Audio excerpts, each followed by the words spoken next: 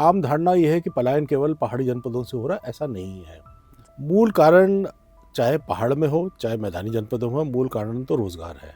गांव में बच्चे कम हैं, इसके दो कारण हैं। एक तो पलायन कर गए, दूसरा कारण ये भी है कि अब परिवार में बच्चे कम हो गए हैं और स्वरोजगार ही एकमात्र जो एक रास्ता है जिससे ये पलायन रुकेगा।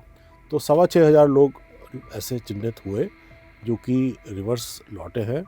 ये एक गलत धारणा है कि पलायन आयोग का पौड़ी से पलायन हो गया है। पौड़ी बैठ के आप पिथौरागढ़ के या धारचूला में, मुंशियारी में क्या हो रहा है आप नहीं कर सकते। जो राज्य के जीडीपी का 17% पर्यटन से आ रहा है। नमस्कार, मैं हूं भूपेंद्र राणा। उत्तराखंड में पलायन एक बड़ी चुनौती रही है।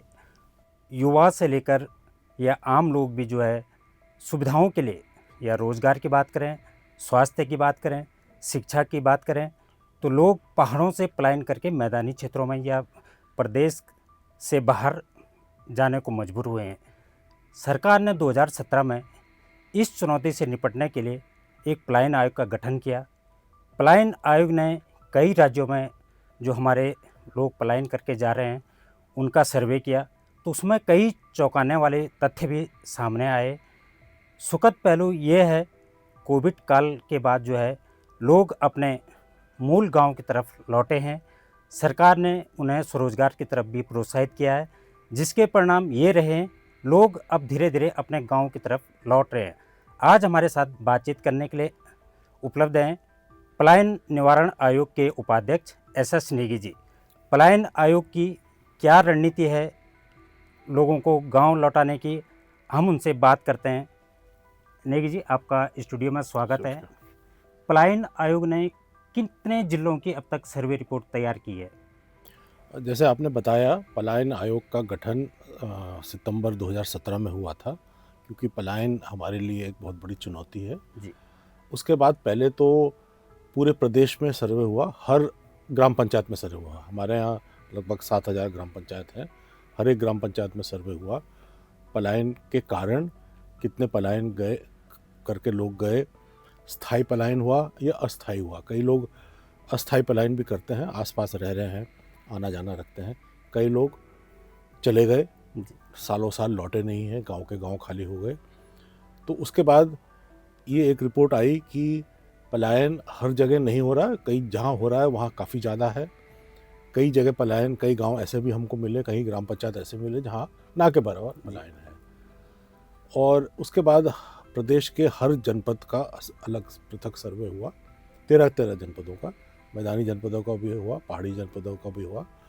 क्योंकि आम धारणा ये है कि पलायन केवल पहाड़ी जनपदों से हो रहा है, ऐसा नहीं है। हमने ये पाया कि पलायन पहाड़ी जनपदों से भी हो रहा है, के ग्रामीण क्षेत्रों से भी हो रहा है, और पलायन जो हमारे मैदानी जनपद हैं उनके भी ग्रामीण क्षेत्रों से हो रहा है। और अलग अलग कारण हैं, अलग अलग उसके पहलू हैं। तो सारे जनपदों की रिपोर्ट हमने सरकार को सौंप दी है और इस पे सरकार आगे कार्य कर रही है।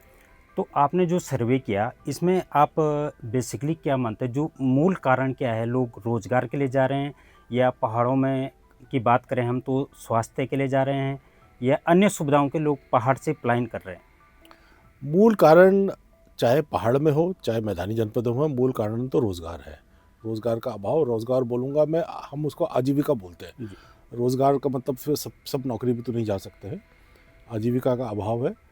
और ऐसे ही जो ग्रामीण क्षेत्रों से पलायन हो रहा है, फिर मैं कहूँगा चाहे मैदान से हो रहा है चाहे पहाड़ी जनपदों से हो रहा है, स्वास्थ्य सुविधाओं का भी अभाव है, अच्छी स्वास्थ्य सुविधाओं का और अच्छी शिक्षा का। ये 3 प्रमुख कारण निकल के आए हैं। तो हम बात करें कि आपकी जो सर्वे रिपोर्ट तमाम ज़िलों की आए, उसमें हम बात करें तो पौड़ी और अल्मोड़ा में काफ़ी जो घोस्ट विलेज बोलें, जो मैंने पूरा गांव एक खाली हो गए हैं, तो वहाँ पे वर्तमान में क्या स्थिति है सरकार की? उनमें किन योजना लोग अपने मूल गांव वापस लौटें, उसके लिए क्या रणनीति भी ऐसी पलायन आयोग की कोई सिफारिश सरकार को दी है? देखिए, जो हम घोस्ट विलेजेस बोलते हैं वो घोस्ट विलेजेस आज के नहीं हैं। वो घोस्ट विलेजेस जब 2001 में और 2011 की जनगणना में करीब 1048 घोस्ट विलेजेस जनगणना जब लोग करने गए, जब टीमें गई तो पाया वहाँ कोई रहता नहीं है, गैर आबाद बोला उन्होंने, है ना। जो सेंसस ऑफ इंडिया ना उसको गैर आबाद गांव बोला। उसके बाद हमने कुछ और गैर आबाद गांव या गैर आबाद तोक पाए, जी। है ना। पहाड़ में जैसे आप जानते हैं तोक भी होते हैं, छोटे जो छोटे नहीं तो तोक भी होते हैं, 10 घर 15 घर जी। होते हैं, तो वो भी गैर आबाद हुए। सरकार की योजनाएं हैं कि सरकार अब जो वो लोग वहाँ से चले गए, चाहे वो गैर आबाद क्षेत्रों से गए, चाहे आंशिक आबाद गैर आबाद क्षेत्रों से। देखिए आंशिक गैर आबाद भी हैं, कई गांव ऐसे हैं जहाँ लोग रह रहे हैं, वहाँ के कई लोग चले भी गए, तो एक बड़ा मिश्रित सा एक हमको देखने को मिल रहा है। तो सरकार की योजना है कि लोग वापस आए, लोग आ भी रहे हैं, खासकर कोविड काल के बाद लोग आए हैं। और दूसरा सरकार का एक बहुत बड़ा एक सरकार की पहल है कि जो लोग ग्रामीण क्षेत्रों में रह रहे हैं उनको किसी न किसी तरह से स्वरोजगार से जोड़ा जाए, जिससे कि वो लोग ना जाए, और उस पर भी काफ़ी सफलता मिल रही है। तो दोनों पहलुओं पे हमको सफलता मिल रही है। अभी आपने आयोग ने पिछले साल एक शिक्षा पर भी एक विस्तार से एक सर्वे रिपोर्ट तैयार की थी। तो शिक्षा की बात करें हम, तो सरकार का दावा है कि पहाड़ों में भी शिक्षा, टीचरों की सब उपलब्धता है, पर लेकिन जो रिपोर्ट बोलती है उसमें कई सुविधाओं का स्कूलों में अभाव दिखा है। तो इसमें आयोग ने किस तरह के सुझाव सरकार को दिए? देखिए शिक्षा का खासकर जो प्राथमिक शिक्षा है उसमें बहुत बड़ी चुनौती है। जो हमारे सेकेंडरी शिक्षा है उसमें अभी इतनी दिक्कत नहीं है। प्राथमिक शिक्षा में चुनौती ये है कि गांव में बच्चे कम हैं। इसके दो कारण हैं, एक तो पलायन कर गए, दूसरा कारण ये भी है कि अब परिवार में बच्चे कम हो गए हैं। ये देखिए, आप समाज में देख लीजिए, अपने चारों तरफ आप समाज में देख लीजिए, जहाँ एक घर में एक परिवार में 4 बच्चे 5 बच्चे होते थे, तो अब एक परिवार में 1 बच्चे 2 बच्चे हैं। तो प्राथमिक शिक्षा की जो सुविधा है उसमें हमारे को थोड़ा सा चुनौती है। और एक कारण ये भी है कि प्राथमिक स्कूल जो हैं वो बहुत ज़्यादा हैं। हमारे लगभग 16,000 गांव हैं और लगभग 12,000 प्राथमिक विद्यालय हैं, तो उनमें छात्रों की कमी एक समस्या है। और शिक्षकों की भी कमी कुछ जगह देखने को मिली, सब जगह नहीं, कुछ जगह देखने को मिली है। और सरकार इस पे कार्यरत है। सरकार शिक्षकों के जो पद है वो भर रही है। और अब सरकार ने एक पहल भी किया कि क्लस्टर स्कूल बना रहे हैं। वो मेरे ख्याल से वो बहुत बड़ी सफलता मिलेगी कि स्कूलों का क्लस्टर बना रहे हैं, जिससे कि स्कूल की जो सुविधाएं हैं क्लस्टर में मिले, बच्चे आसपास से आए, चाहे उनको छोटी गाड़ियों में लाएंगे चाहे बसों में लाएंगे, और जहाँ भी पढ़ाई अच्छी होगी। जी। अगर हम आयोग की रिपोर्ट की तमाम जो सर्वे रिपोर्ट है उनका हम अगर अध्ययन करें, तो उसमें लगभग सभी ज़िलों में जो सर्वे रिपोर्ट थी उसमें जो पलायन करने वाला जो वर्ग है वो 25 से 35 आयु वर्ग का सबसे ज़्यादा है। तो कैसे हम पहाड़ों से जो ये युवा वर्ग पलायन कर रहा है उसको रोकने के लिए किस तरह से उसको रोका जा सकता है? युवा वर्ग ही पलायन कर रहा है ज़्यादा, 25 से 35 वाला। और उसको रोकने के लिए सरकार ने एक तो देखिए कोविड में मुख्यमंत्री स्वरोजगार योजना चलाई। वो योजना बहुत अच्छा कर रही है। जो आंकड़े पिछले वर्ष तक के हैं उसमें लगभग 40,000 लोगों ने, 40,000 युवाओं ने उस योजना का लाभ लेकर अपना कार्य कर रहे हैं, और उसमें एनपीए भी बहुत कम है। ऐसी योजनाएं ही आगे हमको स्वरोजगार की तरफ ले जाएंगी, और स्वरोजगार ही एकमात्र जो एक रास्ता है जिससे ये पलायन रुकेगा। अभी पिछले साल आयोग ने एक रिवर्स पलायन का भी सर्वे किया प्रदेश में कि स्थिति लोग कितने लौटे हैं, तो उसके किस तरह के नतीजे रहे, और जो लोग लौटे हैं उन्होंने किस तरह का गांव में अपना स्वरोजगार शुरू किया है? पिछले वर्ष हमने रिवर्स पलायन पे पूरा प्रदेश व्यापी सर्वे किया था। देखिए जो आयोग कर रहा है, आयोग कोई सैंपल नहीं करता, आयोग पूरे सभी जनपदों में सभी ग्राम पंचायतों में करता है, जिससे कि हमको ज़मीनी स्थिति का पता लग सके। और उसमें हमने लगभग 6,500 लोग ऐसे पाए जो कि चले गए थे और अब लौट के आए हैं, और लौट के आके अपना काम कर रहे हैं। हमने रिवर्स पलायन उसको बोला था, उसको माना है, जो कि अपने गांव से गया था और गांव लौटा है, या गांव के आसपास के किसी क्षेत्र में लौट के कोई काम कर रहा है, कोई उद्यमिता कर रहा है, कोई आर्थिक गतिविधि कर रहा है। ऐसा नहीं कि कोई रिटायर होकर खाली बैठा है, पेंशन पे चल रहा है, उनको हम रिवर्स नहीं मान रहे हैं। और आर्थिक गतिविधि करने के साथ साथ वो 1-2 लोग, 4 लोग, 5 लोग को भी साथ में स्थानीय लोगों को रोज़गार दे रहा है। तो 6,500 लोग ऐसे चिन्हित हुए जो कि रिवर्स लौटे हैं।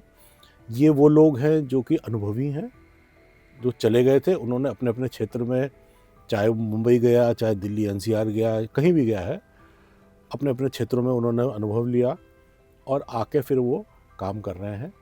ज़्यादातर लोग इसमें करीब लगभग 40% के करीब लोग इसमें खेती से जुड़े हैं, खेती से, बागवानी से, पशुपालन से, बाकी लोग अन्य कार्य में लगे हैं। क्या पर्यटन की दिशा में भी इसमें लोगों ने कदम उठाए? जी, जो 40% खेती से है, खेती या जुड़े हुए काम से है, और इसमें करीब 25-30% लोग पर्यटन से हैं। पर्यटन में ये देखने को मिल रहा है कि वो लोग जो चले गए थे, युवा जो होटलों में काम कर रहे थे मैदानी क्षेत्रों में, चाहे वो 5 स्टार में कर रहे थे या अपना कोई होटल चला रहे थे, वो लोग आके पर्यटन से जुड़े हैं और वो अनुभवी लोग हैं, उनको अच्छा इसमें रिस्पॉन्स मिल रहा है। एक सवाल, अभी सरकार ने एक पहल की है, अभी आयोग की जो बैठक हुई थी कि प्रत्येक जिला स्तर पर हम एक प्रवासी पंचायत का या चौपाल करेंगे। इसका मकसद क्या है? इसमें क्या कुछ नया होने वाला है? इसका मकसद ये है कि देखिए, माननीय मुख्यमंत्री जी ने 19 दिसंबर को एक बैठक हुई थी, उसमें कहा था कि अब जो है प्रवासी पंचायत प्रदेश के अंदर होंगी, जनपदों में जाके हम करेंगे, और जो जनपद से लोग चले गए थे, चाहे वो जो जनपद के जो ग्रामीण क्षेत्रों से लोग चले गए थे, चाहे वो उसी जनपद में किसी बड़े शहर में रह रहे हैं या देहरादून रह रहे हैं या प्रदेश के बाहर रह रहे हैं, उनमें से चिन्हित लोगों को आमंत्रित करके और जो सरकार के जो अधिकारीगण हैं उनके साथ उनकी बैठकें करवाएंगे और उनको प्रेरित करेंगे कि आप वापस आएँ और अपने ग्रामीण क्षेत्रों में दोबारा से बसें और वहाँ पर कुछ उद्यमिता करें, चाहे खेती करें, चाहे पर्यटन से जुड़े हैं, चाहे कोई अन्य कार्य करें, जिससे कि स्थानीय अर्थव्यवस्था को फ़र्क पड़ेगा। लेकिन मेरे एक सवाल ये भी है, आमतौर पर विपक्ष कहें या धारणा है, ये बात भी सामने आती है कि पलायन आयोग ही पलायन कर गया, कि पलायन आयोग को पहाड़ में होना चाहिए या मुख्यालय पौड़ी में होना चाहिए, पर पलायन आयोग देहरादून में, ऐसे लोग विपक्ष भी बार बार सवाल उठाता है। इसके बारे में आपका क्या कहना है? देखिए, पलायन आयोग का मुख्यालय पौड़ी में है, आज भी है, और हमारा जो सारे सारे आंकड़े, सारा स्टाफ पौड़ी बैठा है, आज भी पौड़ी का ऑफिस चल रहा है, बल्कि एक उसमें और एक नए अधिकारी का उसमें संबद्ध किया गया है, वो 1-2 दिन में ज्वाइन कर लेंगे, तो सारा काम तो पौड़ी से ही हो रहा है। ये एक गलत धारणा है कि पलायन आयोग का पौड़ी से पलायन हो गया है। हमारे जो दिनेश रावत जी हैं वो पौड़ी के प्रभारी हैं, लेकिन पलायन आयोग का क्या है कि सारे जनपदों में काम करना पड़ता है। देखिए, पौड़ी बैठ के आप पिथौरागढ़ के या धारचूला में, मुंशियारी में क्या हो रहा है आप नहीं कर सकते, आपको तो जाना पड़ेगा। उत्तराखंड भौगोलिक दृष्टि से काफ़ी बिखरा हुआ है ना। आप पलायन आयोग पौड़ी ऑफिस में बैठ के मुंशियारी या पिथौरागढ़ या बागेश्वर, चंपावत का आप नहीं कर सकते, है ना। कपकोट में क्या हो रहा है आपको जाना पड़ेगा।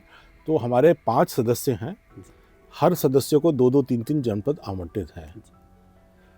तो वो सदस्यगण अपने अपने क्षेत्रों में रहते हैं और ग्रामीण लोगों से संपर्क में हैं, ग्रामीण क्षेत्रों से लोगों से संपर्क में, उद्यमी लोगों से संपर्क में हैं, और वो लोग अपने अपने जनपदों में कार्य कर रहे हैं। समय समय पर पौड़ी में बैठकें होती हैं। जी, आयोग का अगला कोई स्टेप, कोई नया सर्वे करने का कोई प्लानिंग, कुछ योजना है अभी? आयोग इस वर्ष माननीय मुख्यमंत्री ने जैसे हमको दिशा निर्देश दिए, क्योंकि वो अध्यक्ष आयोग के और प्रदेश के सरकार के भी मुखिया हैं, इस वर्ष हमने ये जो प्रवासी पंचायत करनी है ना, उसकी पूरी तैयारी हो रही, रूपरेखा बन गई है और हम 1 अप्रैल से शुरू कर देंगे। उस प्रवासी पंचायत में जो लोग प्रदेश से छोड़ के चले गए हैं या ग्रामीण क्षेत्रों से आके कोई देहरादून या रामनगर या हल्द्वानी, खटीमा आ गया है, उन लोगों को प्रेरित करना कि आप वापस जाएं, है ना। एक एक व्यक्ति से हम संपर्क में रहेंगे और आप वापस जाएं, उद्यमिता करें, क्योंकि बहुत लोग ऐसे हैं जो कि अब काम करना चाहते हैं। देखिए, क्या हो गया कि जो पलायन कर गया था, तो एक पीढ़ी ने तो वहाँ मेहनत करी, जहाँ भी गए, मान लो देहरादून गए या दिल्ली गए, अब उनके पास इतनी क्षमता है, इतना अनुभव है कि वापस आके काम करें, और बहुत लोग चाहते हैं। मेरे हज़ारों लोग मेरे संपर्क में हैं जो कहते हैं बताओ हमने करना क्या है, वापस आके अपने गांव में क्या करना है, गांव की हम क्या मदद कर सकते हैं। तो उन लोगों को चैनलाइज करना, उन लोगों को गाइड करना, और अधिकारी जो हमारे विभिन्न योजनाओं से उनको रूबरू कराना कि ये योजना, इस योजना में आपको लाभ मिल सकता है, कि यहाँ पर ये हो सकता है, किस क्षेत्र में क्या हो सकता है, तो उस पे अब जो है ग्राउंड वर्क किया जा रहा है। आपने लंबे समय से पलायन आयोग में तमाम पहाड़ों का भी दौरा किया, लोगों की दिक्कतें भी, भौगोलिक परिस्थितियाँ भी जानी। पहाड़ों में अगर हम स्वरोजगार या लोगों को गांव लौटाने की बात हो तो सबसे इम्पोर्टेंट चीज़ क्या होनी चाहिए पहाड़ों में? देखिए, सबसे इम्पोर्टेंट चीज़ पहाड़ों में स्वरोजगार की दृष्टि से एक तो हमारे जो उद्यान है, जी। जो फलों की खेती है जी। ना, या कैश क्रॉप सब्जी, जी। इस पे फोकस होना चाहिए। आजकल मत्स्य पे भी बहुत, उत्तराखंड में पहाड़ में मत्स्य पे बहुत तेज़ी से काम चल रहा है और बहुत अच्छा लगता है। पिछले 3-4 सालों में बहुत बदलाव आया है मत्स्य में, ऐसे पशुपालन में, बकरी पालन में बहुत बदलाव आया है। दूसरा जो पर्यटन क्षेत्र है, जो हमारा पर्यटन क्षेत्र है, ये बहुत तेज़ी से विकास कर रहा है और मैं आपको बताऊं कि जो राज्य के जीडीपी का 17% पर्यटन से आ रहा है, ये बहुत लोगों को नहीं पता। एक और जो क्षेत्र है जिसको हम लोग गौर से देखने की कोशिश कर रहे हैं, वो हमारा ये जो ट्रांसपोर्ट सेक्टर है, जो छोटी गाड़ियाँ चलती हैं, लगभग 5 लाख छोटी गाड़ियाँ चल रही हैं। पहाड़ में बसें तो कम चलती हैं, ज़्यादातर आवागमन लोगों का इधर से जाना उधर से जाना छोटी गाड़ी से चल रही है। तो छोटी गाड़ियों वालों की भी क्या समस्याएं हैं, कैसे इसको बढ़ाया जा सकता है, इन चीज़ों पे फोकस करने से ये समस्या सुलझेगी। ये थे हमारे साथ पलायन आयोग के अध्यक्ष SS नेगी जी। देखते रहिए अमरउजाला.com। अगर आप ये वीडियो YouTube पर देख रहे हैं तो हमारे चैनल को सब्सक्राइब कर बेल आइकन दबाएं और Facebook पर देख रहे हैं तो हमारे पेज को लाइक करें।